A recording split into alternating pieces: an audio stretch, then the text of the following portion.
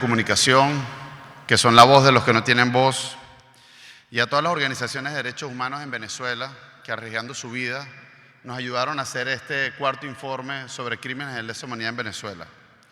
Recordar que en este momento 9 representantes de esas organizaciones se encuentran privados de libertad injustamente en Venezuela, entre ellos Jesús Armas, Rocío San Miguel y Javier Tarazona.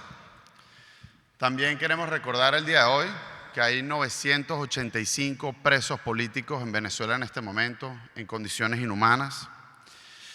Este informe también se lo vamos a dedicar a ellos. Y queremos honrar especialmente a las víctimas venezolanas y a sus familiares, ya que sin sus testimonios no habríamos podido saber la verdad sobre los crímenes de lesa humanidad cometidos en Venezuela desde el año 2014. Ellos han ayudado al panel a contarle al mundo lo que ocurrió y lo que sigue ocurriendo en Venezuela. Agradecemos también a la Secretaría General de la OEA, todos sus miembros, y en particular al Secretario General Luis Almagro, para el que les pido por favor que le demos un aplauso,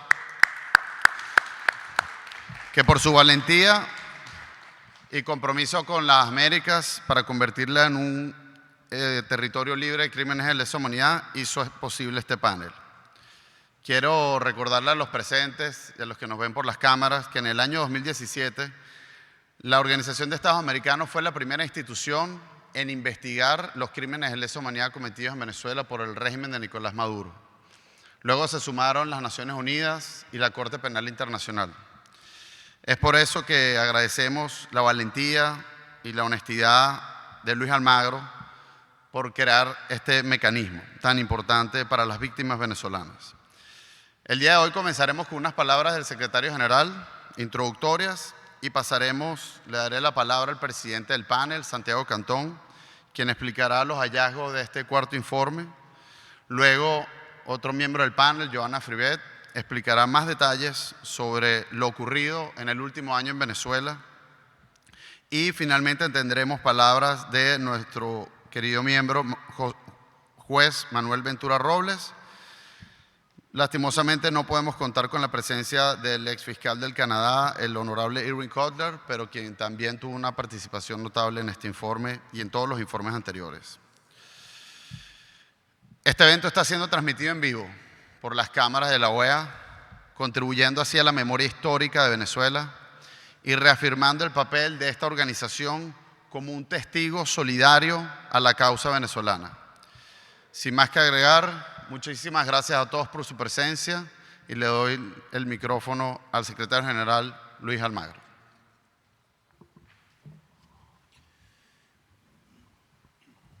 Buenos días, bienvenidas y bienvenidos a esta Casa de las Américas. Un saludo muy especial a Joana, a Irving, a Manuel y a Santiago por estar aquí con nosotros, virtualmente o presencialmente, y por el trabajo extraordinario que han realizado, un trabajo que está marcado por el compromiso ético que uno debe tener con las víctimas de crímenes de lesa humanidad, de violaciones sistemáticas de derechos humanos, con crímenes de atrocidad. Ese compromiso ético que es insoslayable y que debe hacernos reaccionar permanentemente de una forma humana en llevar adelante la idea de que nuestro hemisferio se merece ser libre de crímenes de lesa humanidad. Pero también por el compromiso jurídico, porque el trabajo necesitaba ser plasmado de la mejor forma jurídica, con la mayor contundencia y solidez, con el mayor apego a la normativa internacional y con un profundo conocimiento del Estatuto de Roma y obviamente de las tipificaciones que incluye el Estatuto de Roma. Y el origen de todos, debo decirlo también, estuvo marcado muy fuertemente por dos cosas que que sucedieron. Una primera reunión con Tamara Suju, aquí en la OEA a finales del 2015, y una reunión definitiva para dar forma a este proceso que ha continuado creciendo y fortaleciéndose con Luis Moreno Ocampo. Nuestro reconocimiento también a aquellos que han trabajado como Mónica Leroy o Cris Hernández. Pero la voz que queda expresada en los informes es esencialmente la voz de las víctimas venezolanas y de los familiares de las víctimas venezolanas. Eso es lo que está plasmado en los informes. Esas son las voces que gritan y nos interpelan. Esas son las voces que nos dicen que necesitamos justicia en este continente, que tiene que haber justicia para esas víctimas, que tiene que haber justicia para esos familiares de las víctimas. El camino siempre parece que encuentra una vuelta más para alargarse, pero sabemos que todos los elementos están, todas las tipificaciones han sido probadas y comprobadas, como para que haya un autoprocesamiento a la cadena de mando de crímenes de lesa humanidad en Venezuela y para que haya órdenes de captura para esa cadena de mando que termina en la cúspide de la dictadura venezolana con Nicolás Maduro. Pero el trabajo que ustedes han hecho ha sido reconocido. A veces le ponen mi nombre, y ese nombre obviamente que forma parte del equipo que hace, que entrevistó a las víctimas, que hizo las gestiones, que acumuló credibilidad. Ese equipo fue el que, si ustedes lo ven cuando hace sus descargos el pseudofiscal de la dictadura, Tarek William Saab, él se refiere que todo esto es un invento de Almagro y de su mentor José Mujica. Nada más honrado que mi nombre haya sido usado para interpelar por justicia a la dictadura venezolana. Pero es el trabajo de ustedes, del panel de expertos, que ha hecho esas gestiones. Y también el otro día me refería que una vez intentaron un acercamiento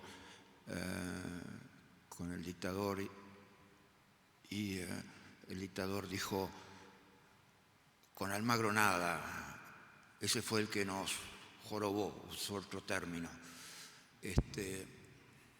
Eso también es nuestra forma de interpelar lo que debemos hacer como seres humanos, interpelar nuestro posicionamiento ético, interpelar por justicia en este hemisferio. Y este trabajo que ha sido hecho muchas veces con muy poco apoyo.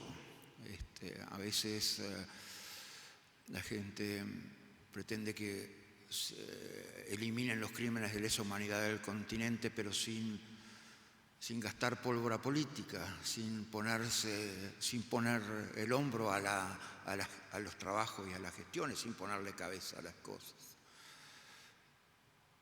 Ustedes lo hicieron, asumieron la responsabilidad, asumieron el compromiso, lo llevaron adelante. 7 años después se está presentando el 4º informe y solamente tengo reconocimiento por lo que ustedes han hecho y por lo que van a hacer, por cómo han interpelado a la dictadura y cómo han colocado a la dictadura en la posición más difícil que ha tenido la dictadura ante la comunidad internacional. Una apertura de investigación y la tarea probatoria de sus crímenes de lesa humanidad y sus violaciones sistemáticas de derechos humanos. Gracias y simplemente se cierra un ciclo, de alguna manera, mi ciclo aquí en la Organización de los Estados Americanos. pero no se cierra ningún ciclo para mí en lo que refiere a buscar justicia en Venezuela, que lo seguiré haciendo, caiga lo que caiga y venga lo que venga. Gracias.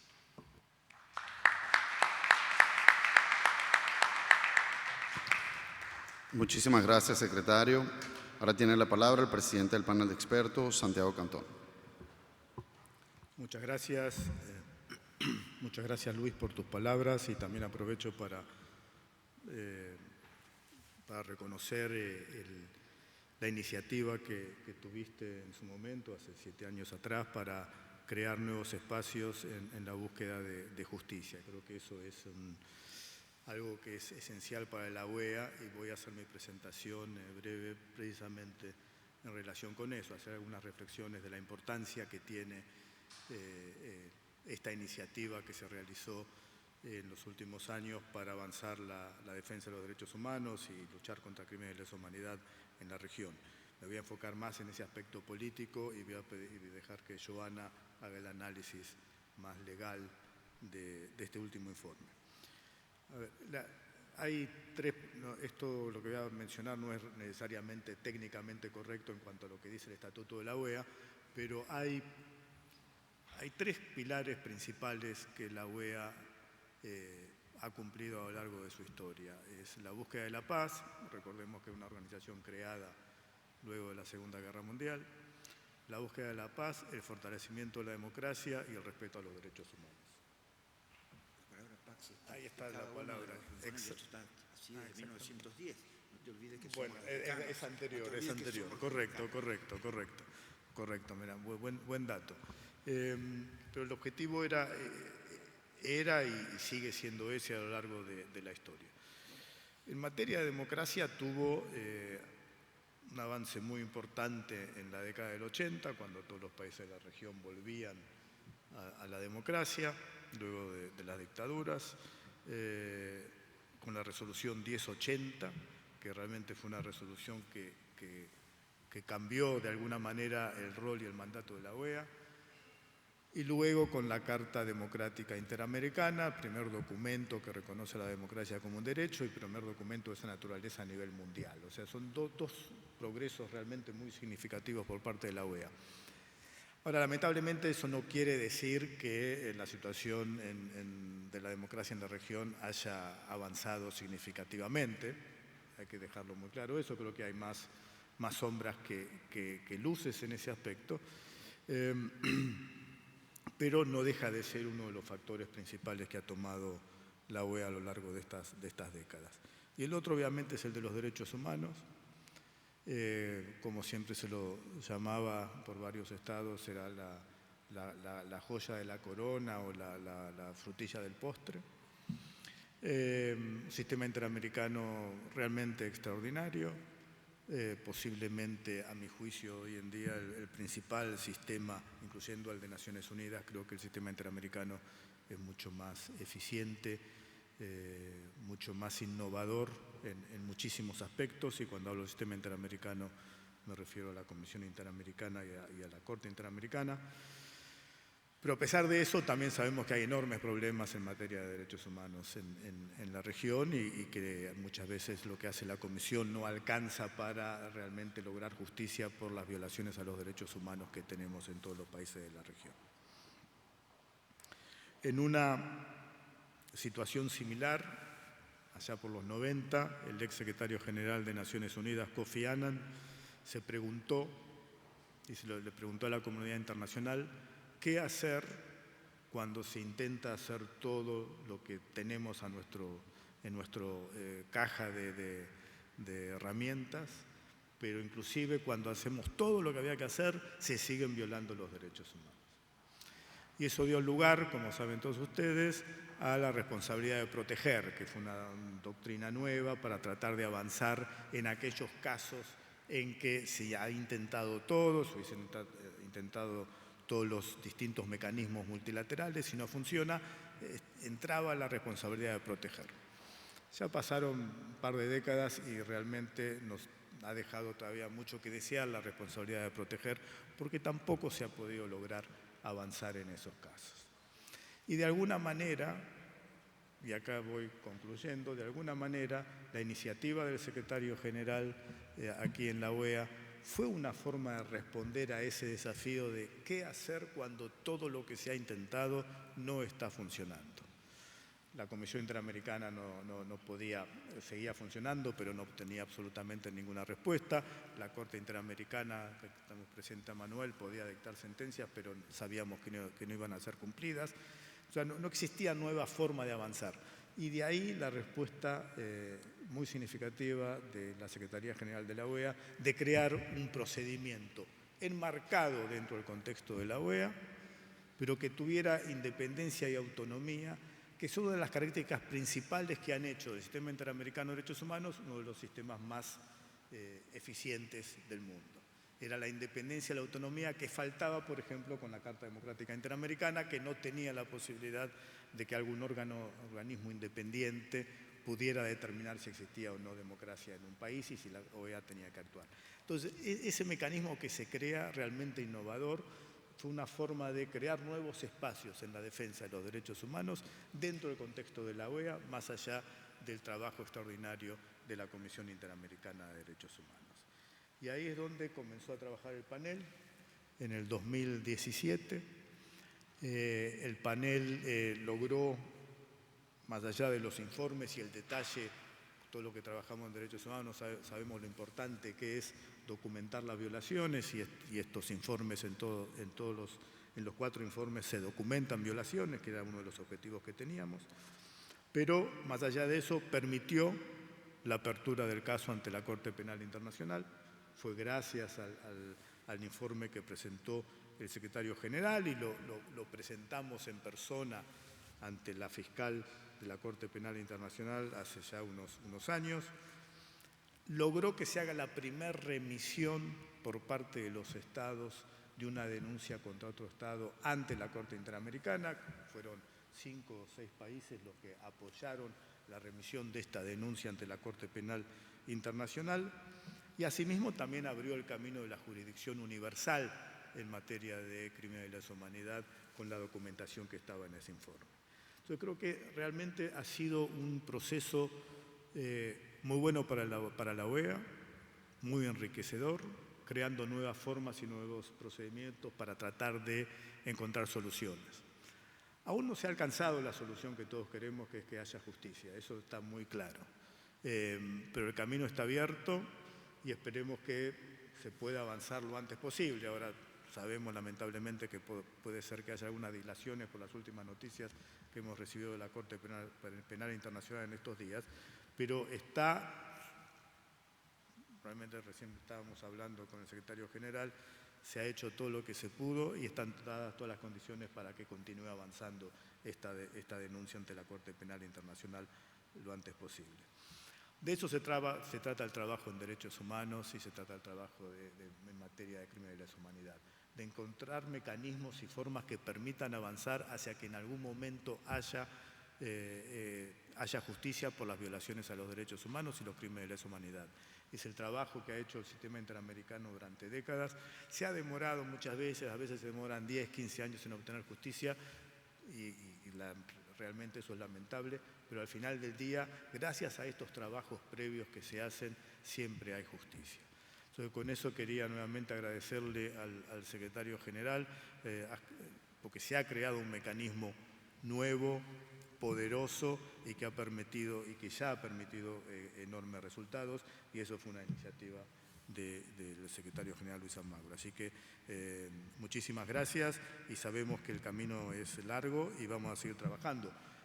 Por un tema también importante que quiero dejar muy en claro, este mecanismo era independiente y la gran parte del tiempo que trabajamos en este mecanismo se hizo sin ningún tipo de apoyo por parte de la OEA, salvo el primer año donde había algún apoyo para avanzar en las audiencias que hicieron. Correcto, apoyo político, pero no apoyo financiero. Y se hizo de manera independiente y autónoma, inclusive en algunas ocasiones teníamos diferencias con la Secretaría General, pero el mecanismo en todo momento funcionó de manera independiente y creo que eso es la característica principal para que haya tenido los resultados que ha obtenido. Así que muchísimas gracias y le paso la palabra a Joana, o te la paso. Le paso la palabra a Joana, que ha estado trabajando, miembro del panel, que ha estado trabajando con nosotros desde el punto de vista legal, trabajó en la Corte Penal Internacional durante varios años y tenemos la suerte de contar con su participación para realizar estos informes. Muchas gracias y you have the floor, Joana. Thank you very much.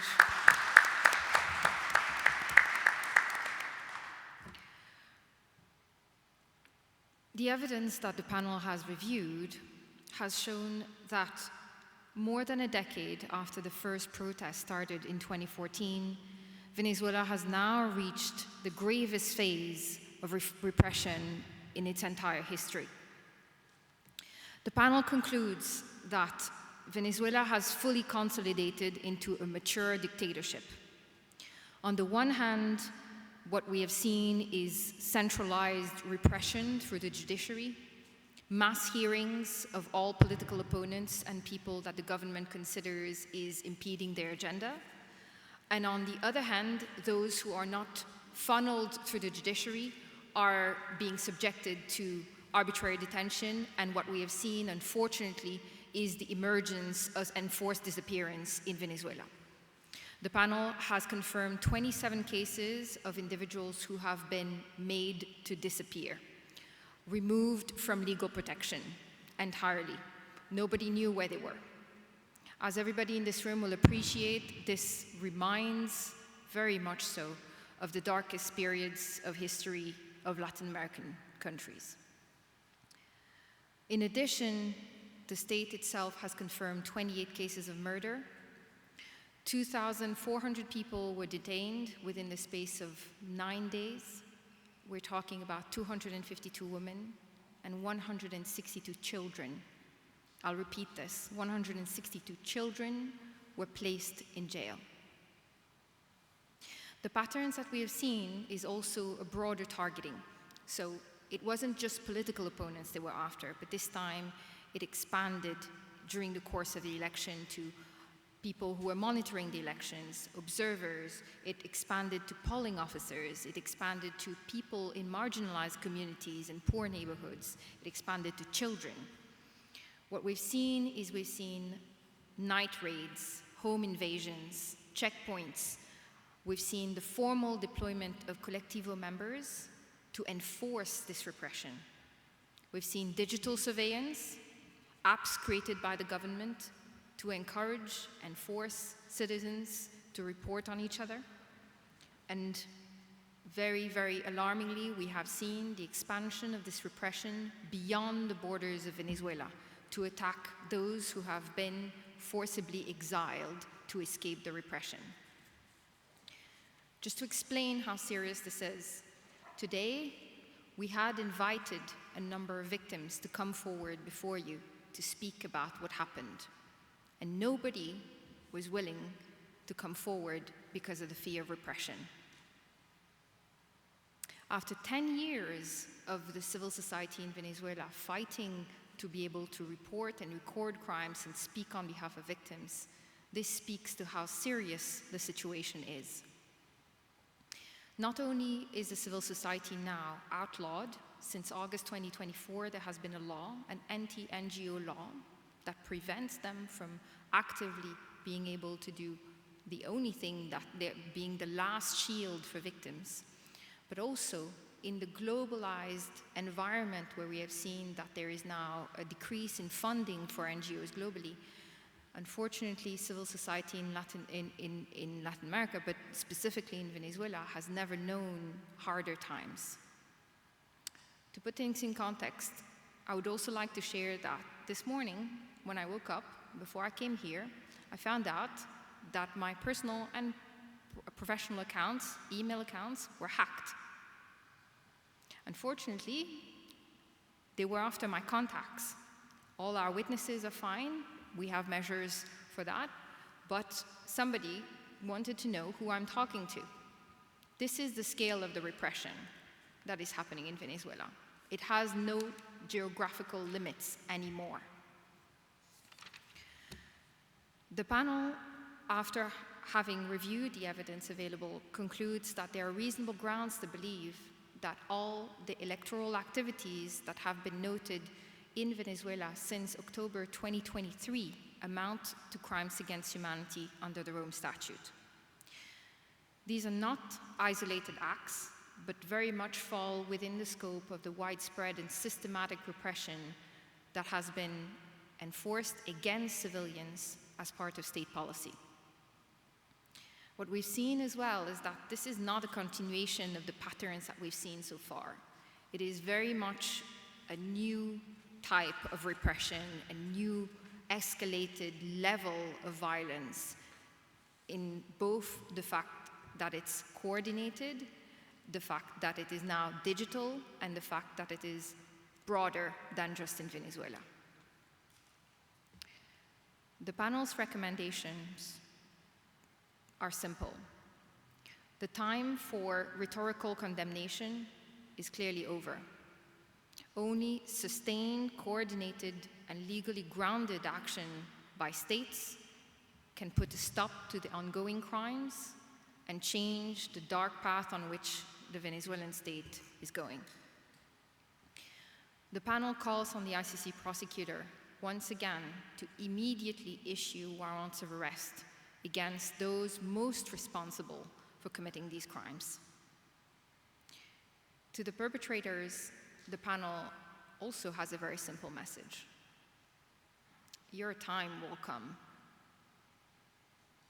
History will not let the victims disappear. So whether you're carrying arms or whether you're giving orders, you better think well, because your time will come. Accountability will happen. To those who are engaging in supporting the regime to cover up the crimes or assisting them to delay accountability by engaging in false pretenses of peace talks and engagement to peace that, as we have seen, has led to nothing more than buying them time to commit more crimes. What we need to tell them is that their names will go down in history as those who have enabled the bodies to pile up. The panel, once again, reiterates its commitment to continuing to monitoring the crimes and encourages the states and all the stakeholders to support civil society actors in Venezuela now more than ever. Thank you.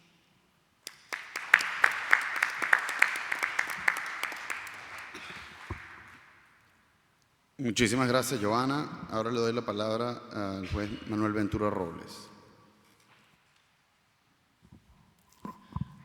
Buenos días a todos y muy agradecidos porque estén aquí con nosotros esta mañana. Este es un tema de lo más importante para el sistema de protección de derechos humanos en las Naciones Unidas y en el sistema interamericano.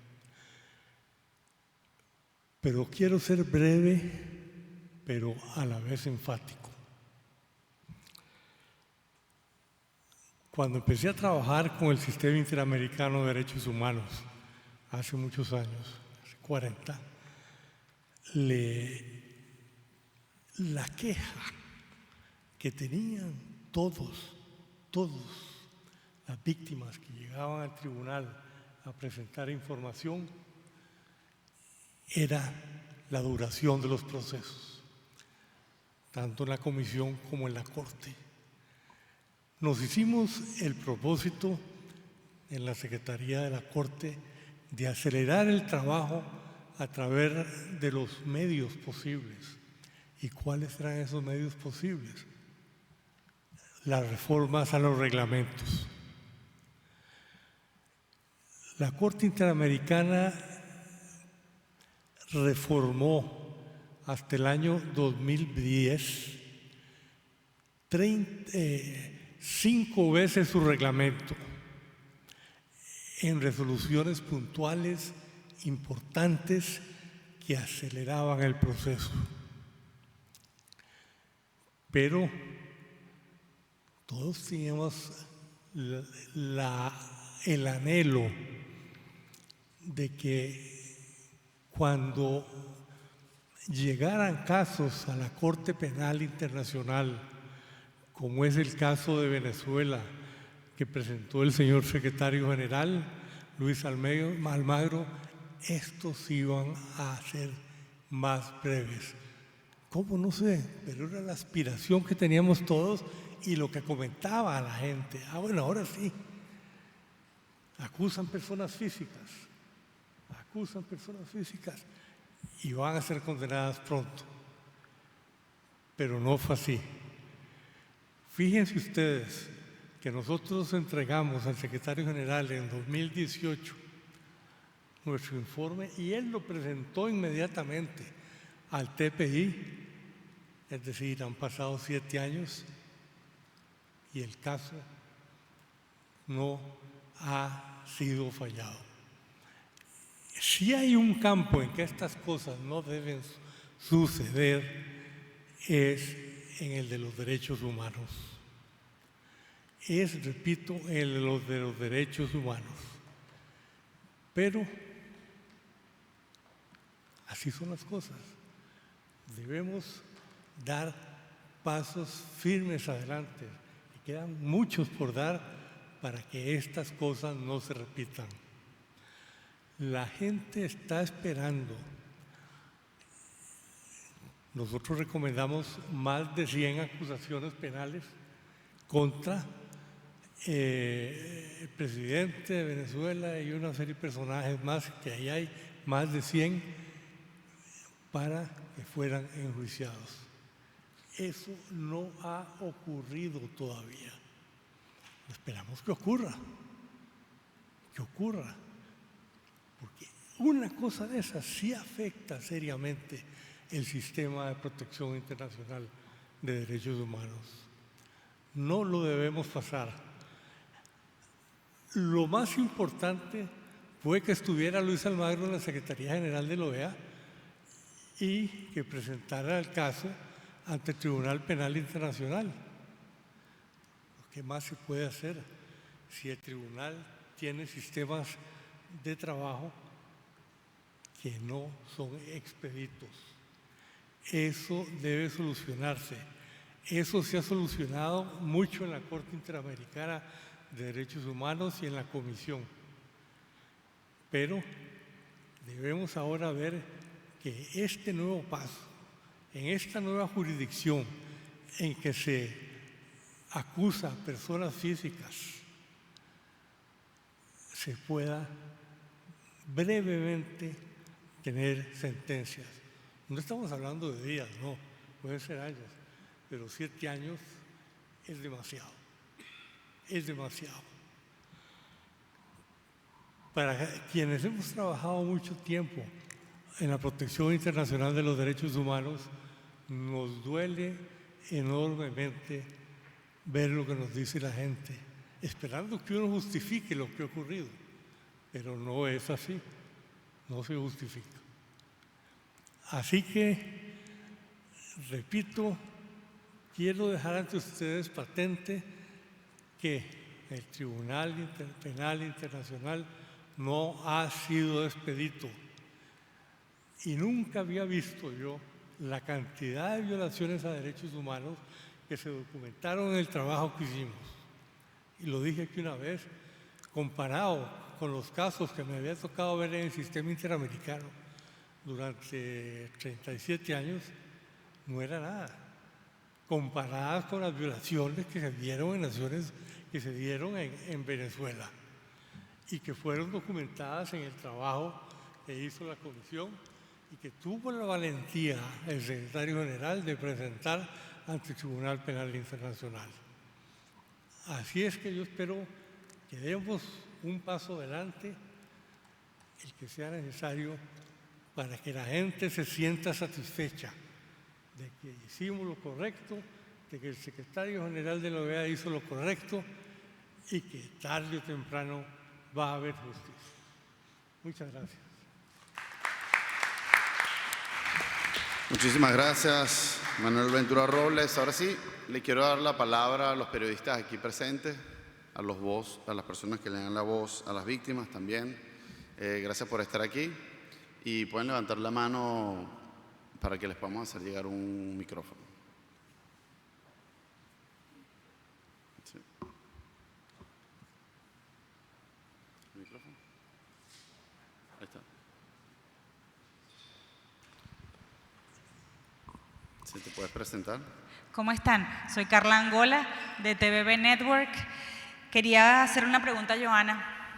Joanna, you talk about grounded actions, but what kind of grounded actions? And if the ICC finally decide warrant arrests against the high-level perpetrators, what comes next? And what do you think can be the direct effect? Because the main goal is, of course, to stop the crimes. Can this really be achieved? This is for you and for Santiago Cantón, y si el secretario quiere responder también. Los vicefiscales ahora toman la batuta en la Corte Penal Internacional, el fiscal se separa del cargo por esta investigación.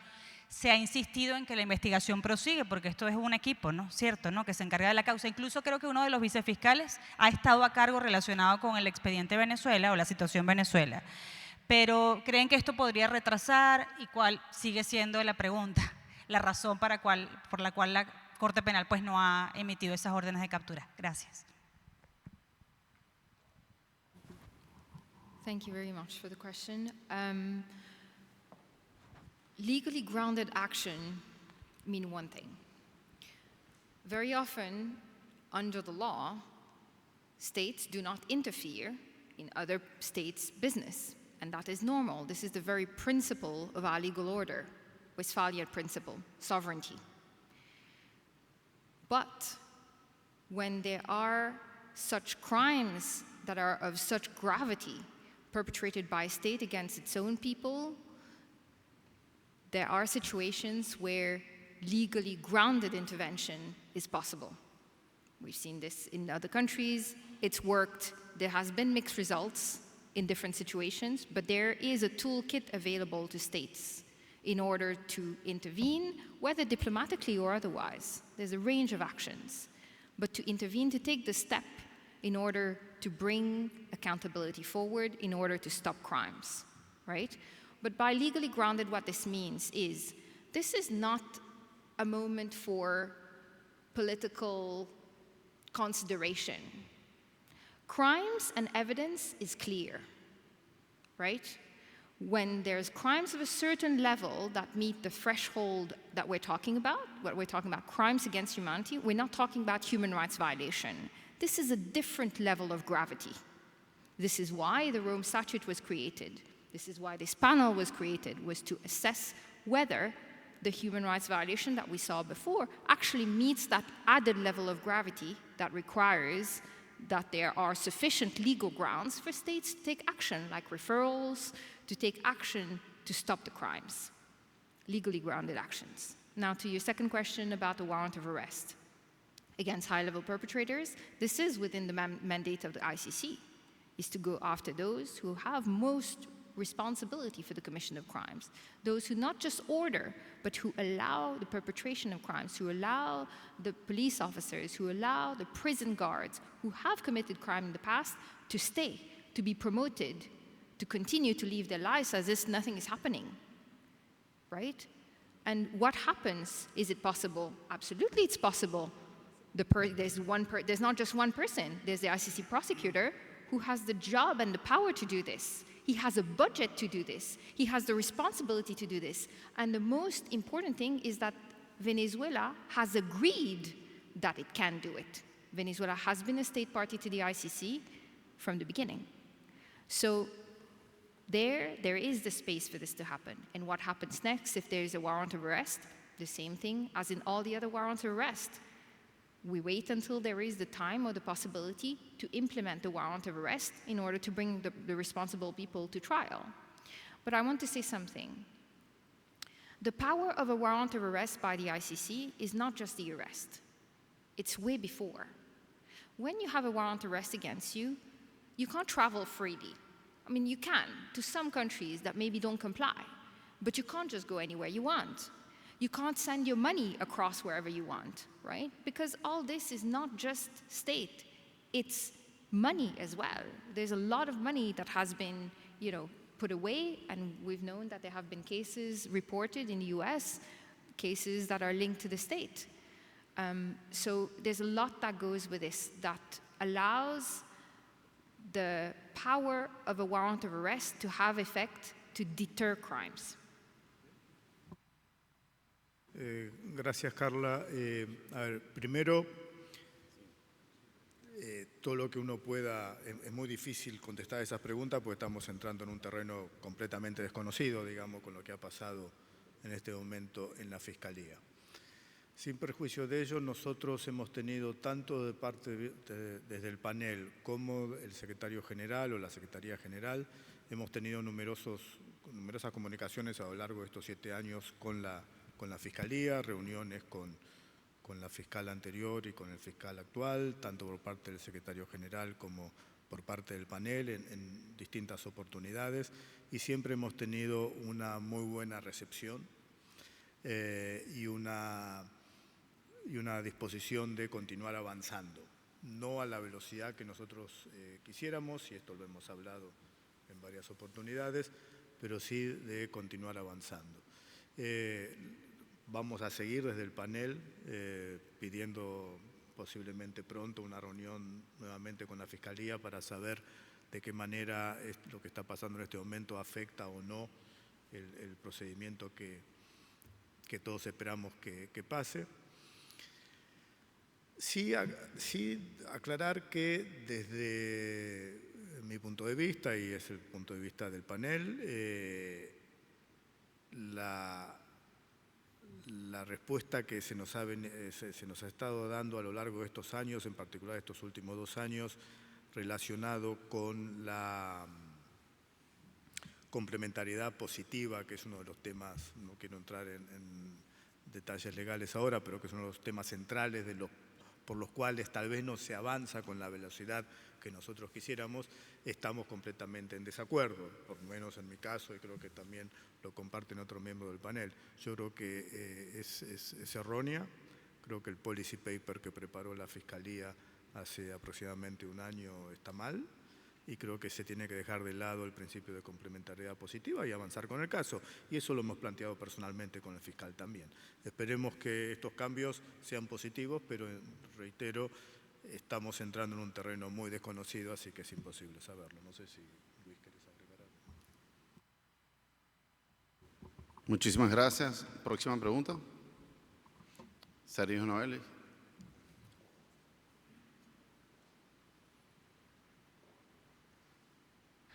Sergio Novelli, periodista independiente. Yo quisiera dirigirme a usted, secretario Almagro, ya que está más que todo quisiera una respuesta muy personal de su parte, porque fue sin duda alguna un luchador importante de la libertad en Venezuela y está en su etapa de salida de la Secretaría. Y le consulto o le pregunto, ¿qué representa para usted no ver hecho realidad ese sueño de la libertad de Venezuela antes de retirarse de la Secretaría General de la OEA?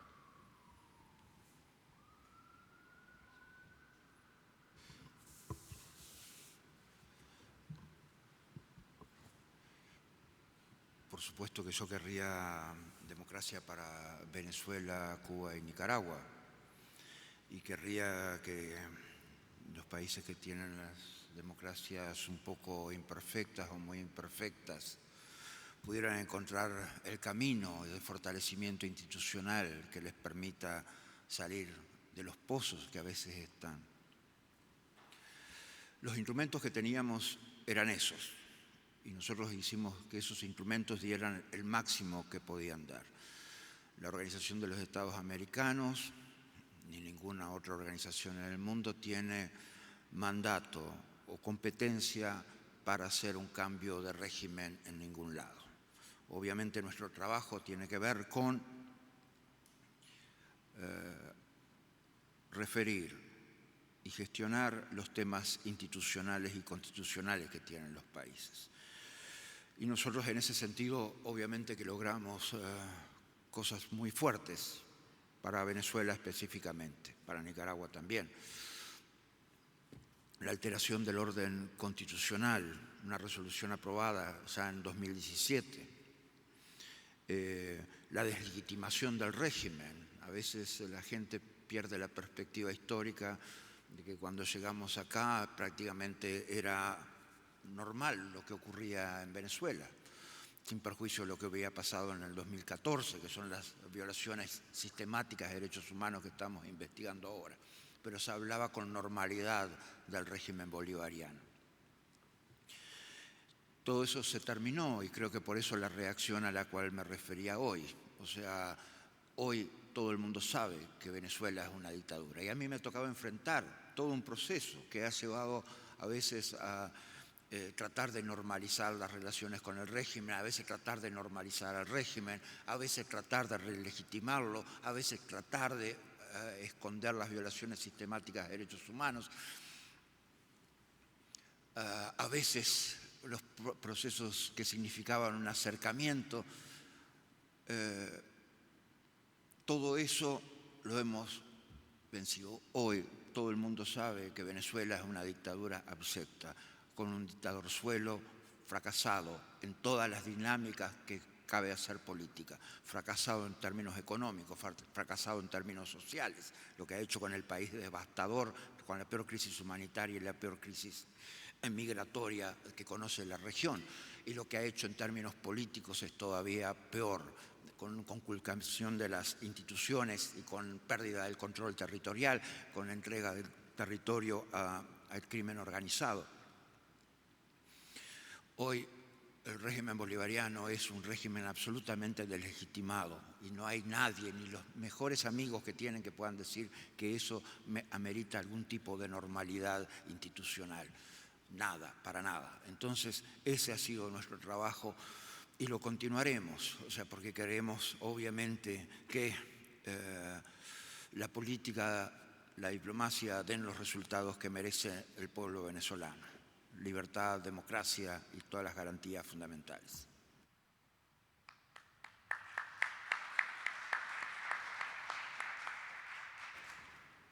Próxima pregunta. ¿Qué tal? David Alandete, del ABC.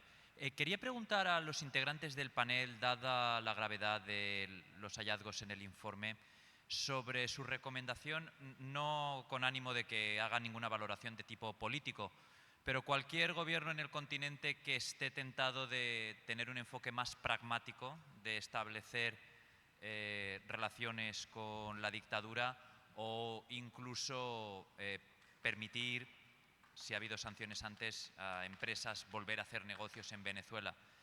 Las acusaciones son bastante graves y parece que hay una línea un poco más de, pues bueno, están en el poder después de las elecciones y la línea pragmática es entablar contacto con ellos. No sé si tendrían alguna valoración al respecto o algún consejo para estos integrantes de la comunidad americana. Gracias.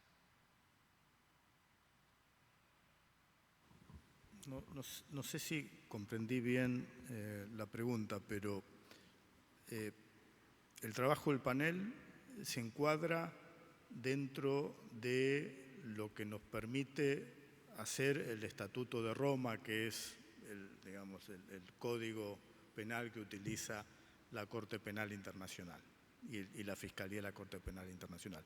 Por lo tanto, todas nuestras recomendaciones son en base a eso. No vamos a hacer recomendaciones de tipo político porque no nos corresponde. Yo creo que tu pregunta era más desde el lado político, en base a lo que planteabas. No nos corresponde como panel, nos tenemos que ajustar claramente a derecho, porque si no sería grave que hiciéramos eso. No sé si igual alguien quiere contestar más políticamente. Próxima pregunta.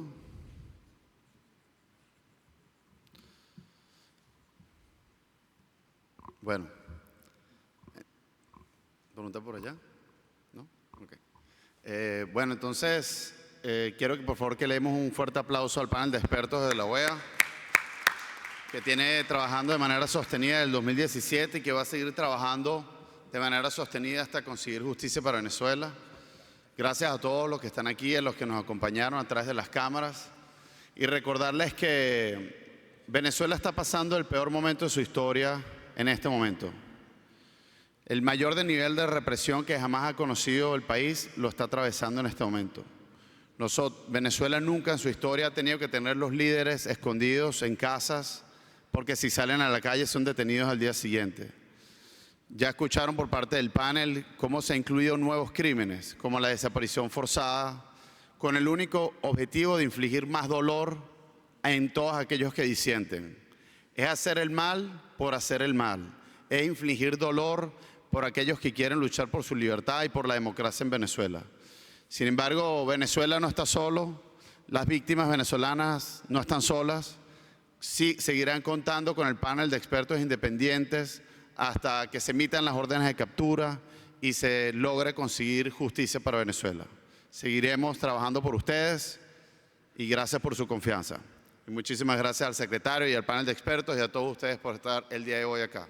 Nos veremos en el próximo informe que haremos sobre los crímenes de lesa humanidad en Venezuela muy pronto. Gracias.